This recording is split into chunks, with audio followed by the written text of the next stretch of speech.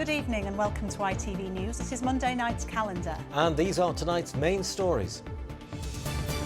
The Prime Minister denied allegations of Tory Islamophobia as he brought his cabinet to Yorkshire today after suspending his former Deputy Chairman Lee Anderson. They were wrong, they were ill-judged, they were unacceptable, and that's why the whip was removed. But you don't believe those words were Islamophobic or racist? I said I don't believe Lee is a racist person or an Islamophobic person. Also tonight, reclaiming our streets. We're out in Leeds, where campaigners are helping create safer urban spaces for kids to blow off steam.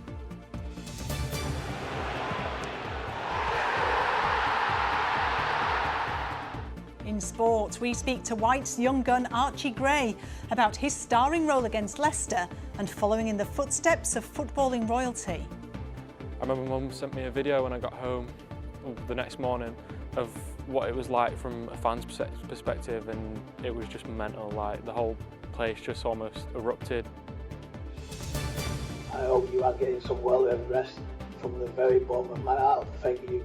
Best wishes, Rob. And the highest of praise, Rob Burrows' personal message for the teenager who completed her own 7 and 7 challenge.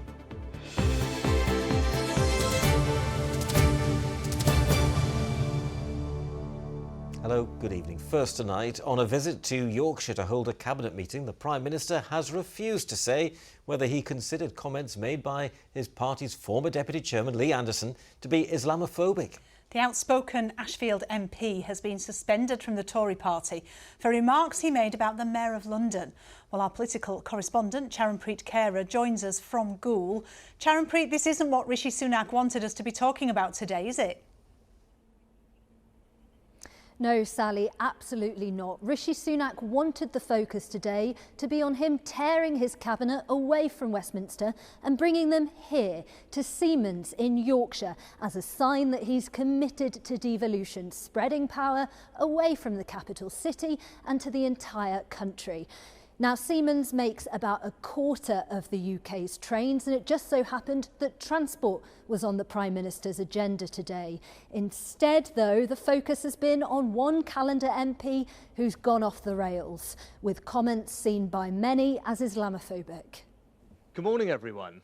Welcome. It's great to be here at Siemens in Goole. Now, this is the first time there's ever been a cabinet in East Yorkshire.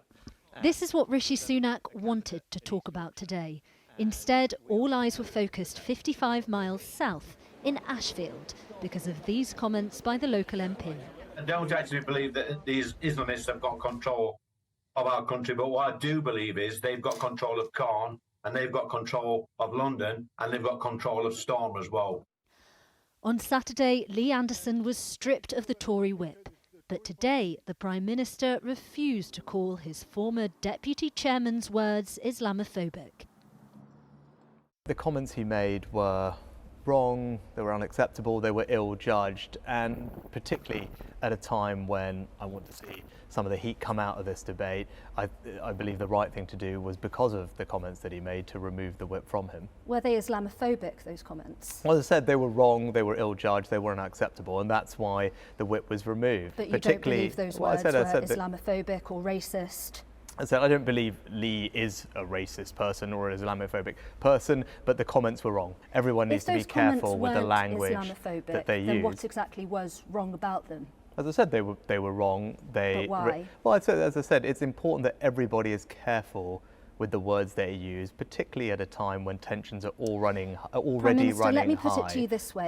If Sadiq Khan was not a Muslim, do you think that Lee Anderson would have made those comments? If I could just finish answering the question. As I said, it's a time when tensions are already running high, and I think it's incumbent on everybody, but particularly politicians, to be careful with the words that they choose. So religious Prime institutions. Minister, if Lee Anderson does apologise, will you welcome Lee Anderson back to the party? I think Lee Anderson's just made some comments that I believe were wrong, they were unacceptable, they were ill-judged, and that's why he's had the whip suspended from him.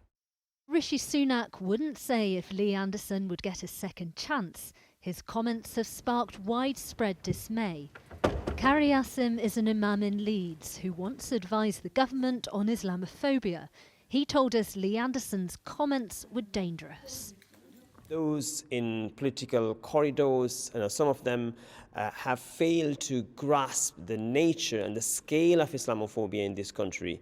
And Islamophobia, anti-Muslim hatred, does not happen in a vacuum. You know, it's fueled by some of our politicians, some sections of the media, and I think it's high time that people call it out for what it is. But in Lee Anderson's constituency, his views divided opinion. Well, when you're in that sort of position, surely you should think before you open your mouth. She shouldn't say things like that. It's just definitely just not something. They just stir trouble all the time, and it's not good. I think you should say what you think. Definitely say what anybody should say what they think, but not be shut down for it now. No, not everybody's going to agree with your opinion, are they? No matter who you are. But I think you should be allowed to say what you think. On X, Lee Anderson praised those who do still support him, writing, "Due to all the positive comments, I've decided to have another pint." If he's as popular as he thinks, Lee Anderson might not be drinking alone for long, as both the Conservatives and Reform UK ponder his potential influence at election time. Well, Charonpreet, certainly worth keeping an eye on Lee Anderson's movements in the coming days, but all this happened as the Prime Minister was in Yorkshire announcing how money from the cancelled HS2 project would be divvied up. But is this actually new money? I'm afraid not, Sally. All of this money was actually announced 5 months ago when the northern leg of HS2 was scrapped. Back then, the government told us that around £36 billion would be saved from the project and £4.7 billion of that would be spent on local transport funds. An announcement from the government website on the 5th of October last year said that there'd be £2.5 billion for the north and £2.2 billion for Midlands. So all that's really happened here is that that's been divvied up a bit further. We now know that we'll get just shy of £1 billion in Yorkshire, but we don't know exactly what that money will be spent on yet. Now, the reason for that is that word that I mentioned at the beginning, devolution. Rishi Sunak says he doesn't want the decision to be made in Westminster, but instead that the power should rest with local councils and local mayors. But the West Yorkshire Mayor, Tracy Brabin, wasn't too impressed. The transformation will only come when the money is going to be available, and according to government it's 2025, which is beyond the next election. We're in an election year, so it does feel, and I'm trying not to be cynical, but electioneering and a promise of jam tomorrow. And to be frank, the people of the north are sick of all these promises and no delivery. That point about timing made by Tracy Brabin is an important one. This funding is set to start in April 2025 and to be spread out over the following 7 years. So whether the Conservative Party will still be in power to oversee all of this promise remains to be decided at the general election. OK, Charonpreet reporting there live from Goole for now. Thank you. Still to come on Monday's calendar, a whole lot of prize money. The golfer and part-time supermarket delivery driver from Sheffield who's just won £170,000 at the Kenyan Open. And over the last few days, there has been a lot of getting out and about weather with just a few scattered showers. But for the last few days of the meteorological winter, what is the weather looking like? I'll have all the detail a little later on. A 27-year-old man's appeared in court today charged with the murder of Lazarus McConoe in Barnsley last week. Mr McConoe, who was 26, died after reports of a stabbing on Cooperative Street in Goldthorpe last Wednesday. Terence Mletswara of Ripley Avenue in Derby appeared before Sheffield magistrates today and was remanded to appear at Sheffield Crown Court on Wednesday. Another 27-year-old man remains in custody on suspicion of murder, while two women aged 20 and 25 and a 32-year-old man have been released on bail. Two men have gone on trial after two people were stabbed to death outside a nightclub in Halifax last year. 21-year-old Joshua Clark and 19-year-old Haydar Shah died after the stabbing outside Maggie's on Commercial Street in October. A third man was injured in the attack. Rashani Douglas, who's 19, denies murder and attempted murder, but has admitted possession of a knife. 18-year-old Yasin Iqbal is also on trial, charged with assisting an offender. The trial at Bradford Crown Court continues. Meanwhile, a man has been charged in connection with the murder of Kevin Pokuta in Sheffield last year. Mr Pokuta was shot dead on Page Hall Road in December. A total of 11 people have been arrested in connection with the incident. 22-year-old Jake Brown from Sheffield has been charged with murder and attempted murder, conspiracy to rob and possession of a firearm. 2 men are receiving treatment in hospital following a flat fire in Leeds this morning. The top 2 floors of Oatlands Towers in Little London had to be evacuated after the fire broke out shortly before 8 o'clock this morning. More than 30 firefighters and Yorkshire Air Ambulance attended. The 2 men were taken to Leeds General Infirmary. Other residents have now been able to go back into the building.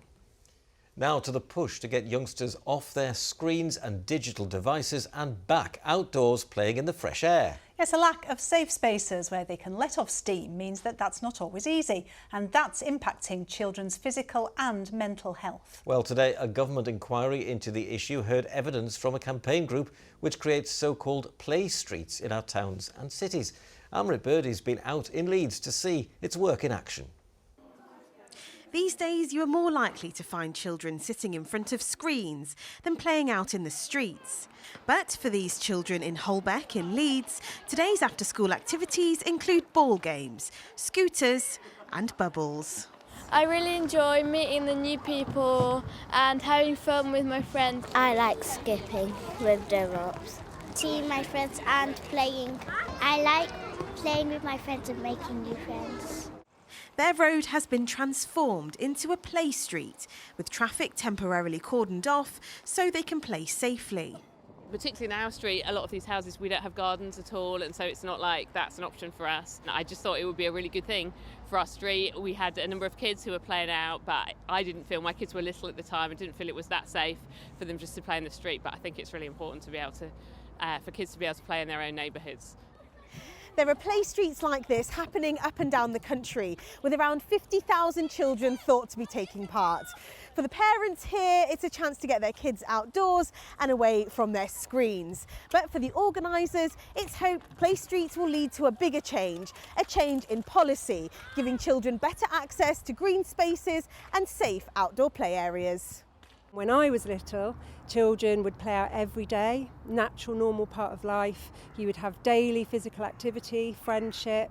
We really hope that out of this inquiry there are going to be really strong recommendations for addressing some of these barriers, making streets safer, getting rid of no ball game sounds, allowing play streets, which is what we've supported around the country, and really getting children back to having an outside life. An inquiry by the Department of Levelling Up, Housing and Communities is hearing evidence as to why changes around the built environment could improve children's health. They told us their £9 million Levelling Up fund has created green spaces in deprived neighbourhoods across the UK, and the Community Ownership Fund has already invested over £500,000 to support 5 parks and green spaces. For these parents and children, it's hoped that playing out in the streets will one day be less of a novelty and more like normality. Amrit Birdie, ITV News. Well, there'll be more on the PM's visit to our region on the ITV Evening News, which continues at 6:30. Here's a look with Mary Nightingale. Coming up on the programme, wrong and unacceptable. The Prime Minister condemns comments which started a row over Islamophobia in his party. Rishi Sunak denies the Tories have a problem, while the former Conservative chairman Lee Anderson refuses to apologise. Young and too ill to work calls for urgent action on Britain's mental health crisis. And the supermarket delivery driver who's bagged a life-changing prize at the Kenya Open. Would you join me for those stories and more at 6:30? Well, time for some sport now, and an on-the-field bust-up between Sheffield United teammates.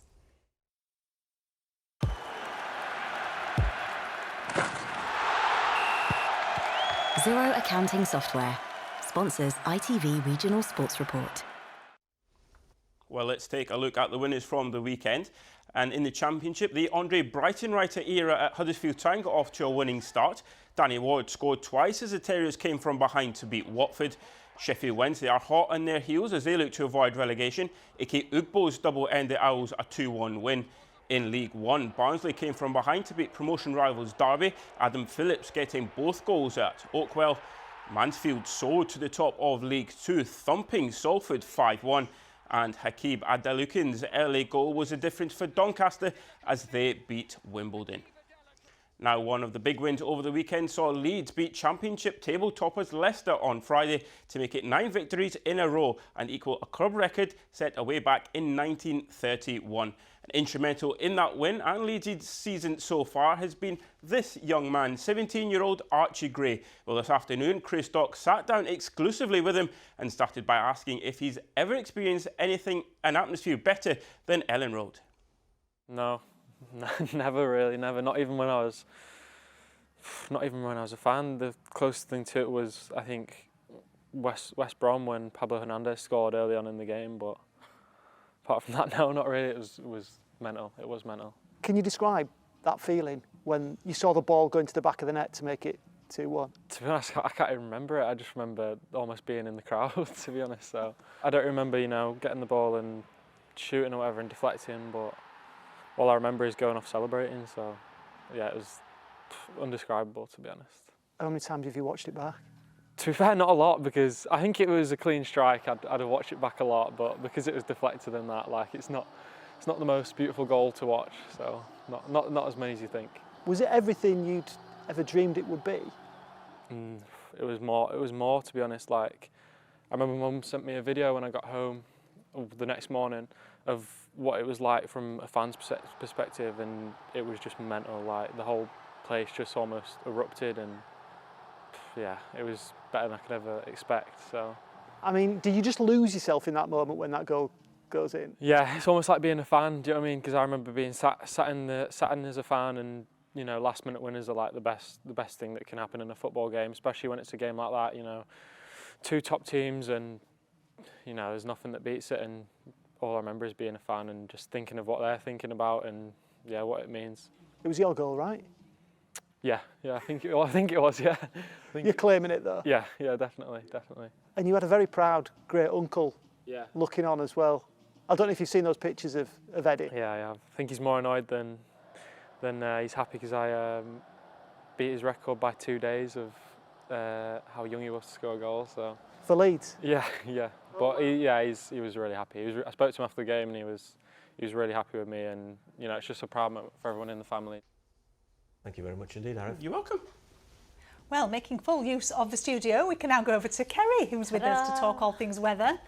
Kerry, not a bad weekend at all. You did get that right. I did say, Sal. You had more of the sunshine, didn't you? And I got a few showers. That's right. Yeah, it was a mixture, but most of us had a decent weekend. This is a great shot from Brian Hughes. It's actually a virga cloud, or sometimes known as jellyfish cloud, and it's basically trails of either rain or ice, and it comes down into the lower levels and hits a sort of warmer or drier pocket of air, if you like, and evaporates. So it probably wasn't raining at surface level, but looking absolutely magnificent in the skies above. And we also had quite a lot of low clouds. So yes, most of us got the sunshine at the weekend, but where the low cloud did sit, it sat for quite a long time after some chilly and frosty mornings. This was Ashover in the Peak District. Big thank you to Stuart for this shot.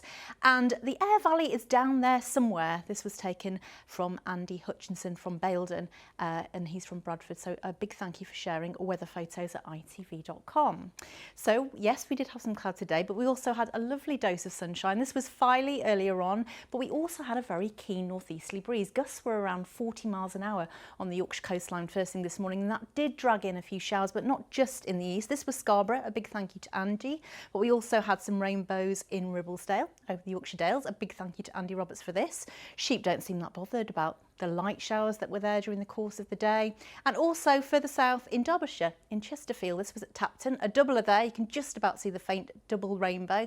Big thank you to John Wharton for this. You can just about see the crooked spire in the distance there of this one. A big thank you to Nancy Nook for sharing. Oh, and someone took this one, Sally. Yes, that was my passenger on my way into work this morning. It's not bad, is it? It's absolutely brilliant. Very vibrant. It's more vibrant, a rainbow, the bigger the raindrops, and of course what you're looking through. So if it's darker the background, it looks obviously appears more bright. Yeah, you could see every single one of the 7 colours in that one. Excellent. Yeah, well I done. was impressed. Thanks for sending it in. Weather photos at ITV.com. Kerry, thanks very much. Oh, you're famous now. At last, at last. Look I at knew you. it would happen. Well, finally tonight, we all know how the friendship between Rob Burrow and Kevin Sinfield sparked a huge campaign to raise money for motor neuron disease. Who could forget the sight of Kevin carrying Rob over the finish line of that first Rob Burrow marathon? But his incredible achievements, the latest being the so-called 7 and 7 challenge, has also touched the hearts of the younger generation and prompted challenges of their own. Lauren Wood, an A-level student in York, has just finished her version of the ultra-marathon race, which took her 275 miles to Scotland and has raised £17,000 so far. Helen Steele has been to meet her. Woohoo! What a girl! A modest welcome for a teenager who's just done 7 ultramarathons. Well done! But then this is a modest 18-year-old who attributes her success to others. Just the messages from friends and family and just the tiny, keep going, well done. Without them, it wouldn't have been possible. It was the end of a different race which inspired Lauren Wood, one imprinted in the minds of so many. Yeah, I just remember watching it and going, that's a friendship that it's never going to be broken. And I think that's been proven over the years with the amount Kev's done, but also, he's not doing that for himself. This is purely for Rob. That sparked an idea. Then when Lauren filmed Kevin Sinfield finishing his ultra-marathon challenge in her home city, she announced to her teacher she was going to do the same. And I thought, to be honest, you're barking mad and it's not going to happen. But with a little persuasion, he rallied the troops. And last week she ran and cycled from Headingley Stadium to Murrayfield in Scotland. It's unbelievable. I've been here 42 years and I've never, ever known anybody here as a current pupil do anything like this. Even an intense training schedule and strict diet couldn't prepare her. When I was cycling up this massive, massive hill up to the Scottish border, I was starting to question quite what I had got myself into. But messages of support from some famous faces kept her going. Just wanted to send you a quick good luck message. Headingley to Edinburgh, goodness me, that is a trek. What would you hope Rob Burrow would think of you doing this? Wow, that's a big question. A big question which was soon answered. But we've got one more for you here. I wanted to send you a message to congratulate you on finishing the challenge and to also personally thank you for raising money for Amendy. So what do you think of that? Yeah, I can't even put that into words. Yeah. Lost for words, but as Lauren knows, actions speak louder. As soon as her A-levels are over, she will be back in action for Rob. Helen Steele, ITV News in York. What an incredible effort. It just shows all that work that Kevin Sinfield's done is just inspiring lots of other people as well, isn't it? I know, but how special to get that message as well from Rob Burrow She like was that. speechless, wasn't she? I don't blame her. Fantastic. OK, let's go to Kerry now for the weather. Good visibility on the horizon. TUI sponsors ITV Yorkshire Weather. Thank you. Hello again. Yes, we did okay today. It was a chilly start this morning, but we've had a good dose of sunshine, plenty of blue sky around, but also, yes, 1 or 2 showers feeding in from the northeast, some of them on the heavy side, and yes, a few rainbows as well. We've basically been in between weather systems. We've got one on its way for tomorrow from the northwest. The one to the southeast didn't really clip us yesterday, so we've been left with that northeasterly flow, feeding in that mixture of sunny spells and showers throughout the day. So as we head through into this evening and overnight tonight, most of the showers will ease off, as will the winds, and that will allow dry and clear and fairly calm weather to develop, and that will in turn allow the temperatures to dip. So we're looking at a frost across many parts of the region overnight tonight, and you can see some fog patches as well, and they could be lingering certainly to eastern parts as we head through into tomorrow morning. So we look to the north and the west for that system edging its way in to the Pennines, the Dales and the Peaks by the time we reach tomorrow morning. 7 o'clock and 5:39 are your sun times for tomorrow. So tomorrow it's a chilly start, frosty and foggy in places.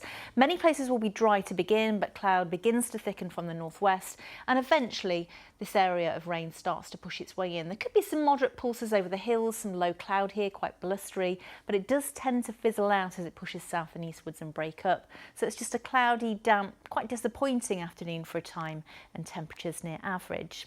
Now there will be just a patchy frost as we head into tomorrow night, and then of course that leads us into Wednesday. A good start, but you can see another weather system working its way in from the west, and that sets the theme over the next few days, but it will be colder towards the end of the week. TUI sponsors ITV Yorkshire Weather. Well, that's just about it for tonight. But before we go, do you remember this?